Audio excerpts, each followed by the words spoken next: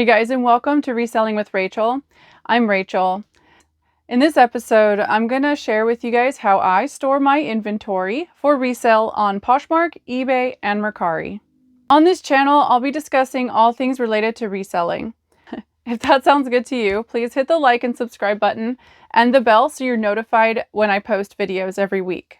Right behind me, as you can see here, are my inventory bins. So these are my shoe boxes. And I also have those labeled. And then I have more bins down here. And they're all stored on these garage bin or garage storage shelves. And there's 10 bins on each shelf. So it's really important to make sure your items are free from contaminants and getting stained or ruined or any sort of funky smells on them. So I figured the best item to use to keep them free from that would be a plastic storage bag. I currently use 1 gallon storage bags. They look just like this. So for instance, here is a gallon bag. I can literally fit everything in these, from shoes to shirts, pretty much everything. I photograph an item. I then will put it in a bin to have it ready to be inventoried and have a listing created so that it can be posted. When it's in the listing stage, I will put the items in a bag, and each bag is correlated with the bins. I find that 6 digits work best when creating inventory labels. It's really easy to do. Everyone starts out with just like A and then 0, 1, or 1, 2, 3. You want to remember that you're going to be naming each bin. When you're naming the bins, like for instance, I named this one Hope. And then I have the bags labeled individually. So there's Hope 100 through 125 in this bin.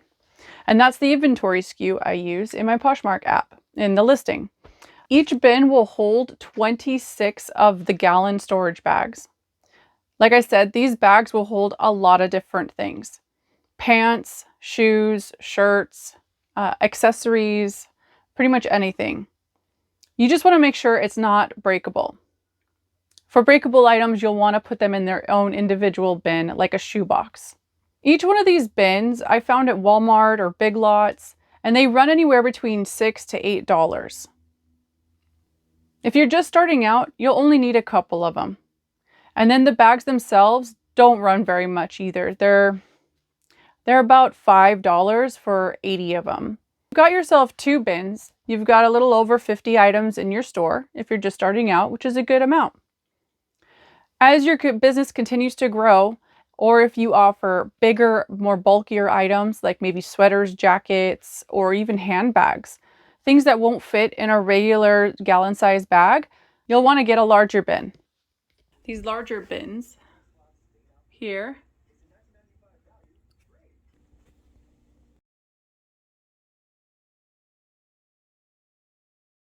those larger bins are perfect for fluffy jackets, boots, or anything that won't fit in a gallon-sized storage bin. Or 120 quarts, which is twice as big as these. When you're starting to collect these bins in order to keep your inventory safe, you'll want to get a shelving unit and then wear and tear on the bins from having them being stacked all the time. And it's also easier to go through when you're getting all your items out. So I've got these tall garage shelves that I found at Home Depot. They were roughly $60, but they hold 10 bins. 10 of these are 60 to 66 quart bins. So they'll hold 2 of them on each shelf.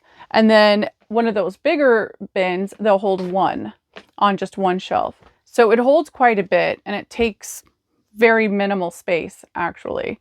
I have an office that's about 120 square feet, about 10 by 12 maybe. I'm able to fit 7 of these garage bins in here, each holding 10 bins full of inventory.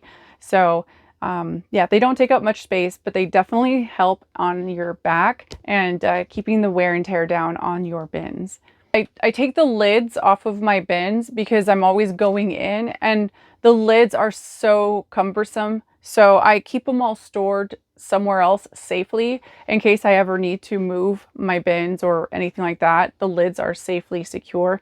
They were just getting broken because I had to constantly open them, and they were just getting in the way. So, but don't forget to pick up your lids when you pick up your bins. Another item I'd like to recommend would be a table of some sort and even a step stool. If you have a table, that'll help when you're pulling bins off of the top shelf, or even if it's a little heavy, you can then put it on the table to sort through, and it's a lot easier and a lot better on your back. Shoes are also something that I found can be quite difficult to store. I do store a few shoes openly inside of bins, especially if they're made of rubber, leather, boots, or just anything I know will not they won't hurt itself or each other. Now, I won't store stilettos or any heels or delicate shoes this way. I will instead put them in the shoe box. The shoe boxes you see here have either cleats, large tennis shoes that I don't want to get ruined, or heels. So that's how I've managed to store my shoes. And then other shoes that don't mind being squished, like flats and other things like that, that, you know, easily separate, or flip-flops. And especially if they fit in the bag. I'm 99% sure I can fit up to a size 10, or it's a 9.5 possibly. I think size 10 is the very max you can fit in a gallon size storage bag. But flats will go in those storage bags, or anything that's okay being squished, basically. In order to maintain your inventory system, make sure you've got individually labeled gallon storage bags, a bin to hold them in that you've properly named and then you've labeled each bag, a shelving unit to hold your bins on that keeps them safe and secure, a table to help you easily sort through your bins when you make a sale, a step stool, and large bins to keep larger items in. And you'll also want to get bins to keep your ready to list and yet to be sorted items as well. So you'll want to get bins like this. Now this is a super huge one. It's got wheels on it. I love it for that. It holds a ton. I'm pretty sure it's, you know, a couple. So if that one's 120 quarts, I think this one's almost 200 quarts possibly. And then I use these bins to keep items I've photographed and then have to be listed into my Poshmark closet. And these bins, I keep items that need to be photographed. So I keep that separated.